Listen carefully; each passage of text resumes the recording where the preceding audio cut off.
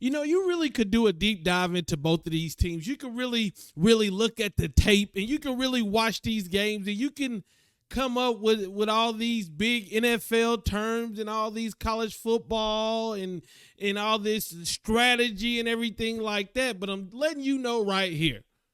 I'm letting you know right now. This game can be easy. This game can be easy for Miami if North Carolina State comes out in their aggressive 3-3-5 man cover zero style defense. If they come out with that crazy stuff, if they come out trying to man us up, it could be easy for the Miami Hurricanes team.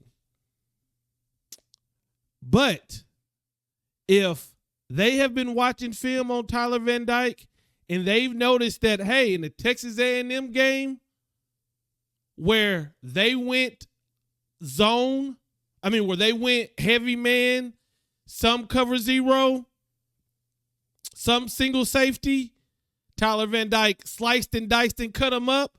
And then when you look at teams like Georgia Tech, North Carolina, Virginia, when they went a lot more zone heavy, kept the safeties back, we struggled. If they switch to that, then this game's going to come down to overtime or fourth quarter like it has been. Because when I look at these two teams, Miami is the better team. But North Carolina State playing at home at night, they'll be ready to ball. They'll be ready to play. They're not just going to lay down. They're going to come ready to play. But my question is, will North Carolina State come out in man? That's going to be the question.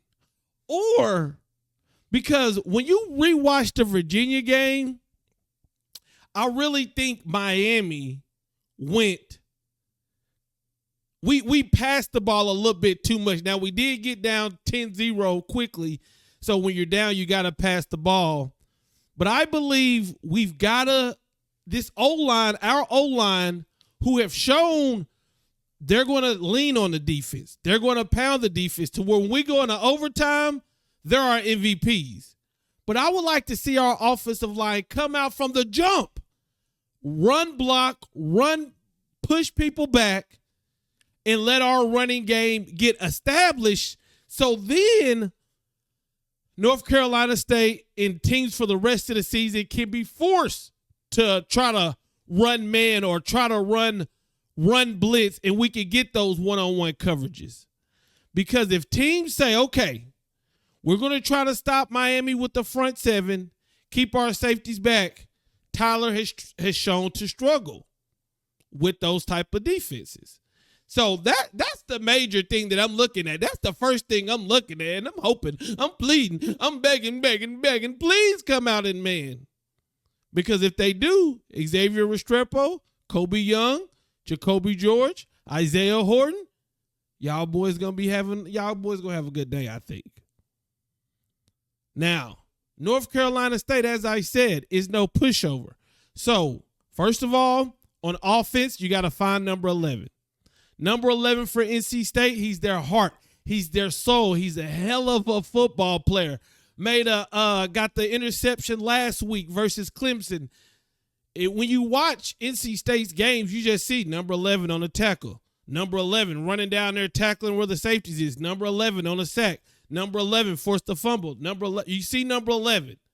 So Matt Lee, Javion Cohen, Inez Cooper, y'all got to find 11. When y'all get to that second level, y'all got to get 11. If you can get 11 out the way, then we can have fun all day offensively. When I look at North Carolina State's offense, we already know number 10 is 6 touchdowns, running back, wide receiver. He's what I like to call a football player, right? He is what we would like to see Brashard Smith be if he got the opportunity. Oh, hey, we rhyming today. I said he is who we would like to see Brashard Smith be if we gave Brashard the opportunity? But really, he's just a playmaker, you know. And when he runs the ball, I think he's 187 pounds. He runs it tough, so he can run it in between the tackle. He can run it on the outside, and then he can line up at wide receiver on the outside or in the slot. So the defense, they have to. Where is number 10? Okay, number 10's here. Number 10's here, and they're going to bring him in motion and things like that.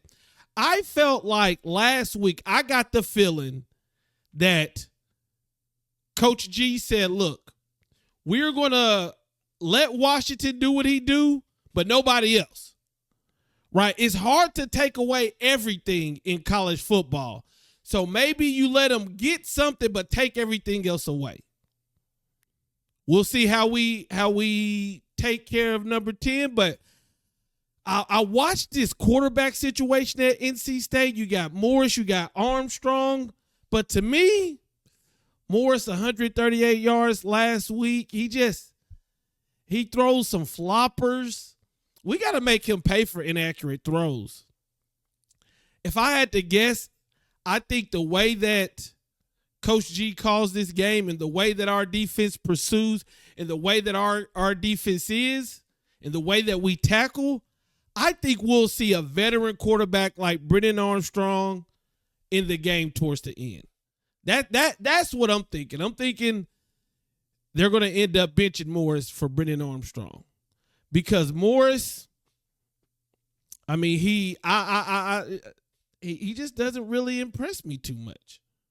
He not really at all. You know, he sometimes he just says, I'm going to throw to this guy, and he just launches that bitch. Sometimes it takes him a split. It takes him 2 seconds too long to get the ball out, and you can't do that against Ruben Bain. Come on now. I don't even got to say his name. Oh, stop it, Greg. Stop it. I said all I got to do about Ruben Bain. I don't even got to say his name. So my keys to this game is this. Hope they run man or zero. Block 11. No turnovers for Miami. Make number 7 pay for his inaccurate throws. Expect to see Brennan Armstrong, number 5, and then all eyes on Casey Concepcion. All eyes. We need all eyes. We need all eyes. We need a Doctor Strange third eye because we need to know where he gonna be, That's what we need. I think we have the team to beat this NC State team. But like I said, they're not going to lay down. The last thing I want to say, because I've been meaning to start the video off with this. I've been meaning to say this. And I think I did say it after the last game. I cannot overstate how proud of our special teams unit I've been this year. There's been a lot of talk about this team barely winning and you know, this is Mario's second year. I can tell you this. So far, I've seen a huge difference in this year's special teams. When you look at Ray fielding punts, when you look at Borregales kicking field goals, 3 of them last week, and he's been doing it all year. When I look at Brashard returning kicks, when I look at us fielding kicks and looking at Borregales kick the ball out of the end zone, I cannot overstate how proud I am of the special teams unit. If you made it this far in the video, I need a hashtag special teams unit because we got to show them boys some love because they've been really working. They've been really working and putting in work, and they've shown a lot of improvement. Hashtag special teams if you made it this far in the video. I love y'all. I'm out. Peace.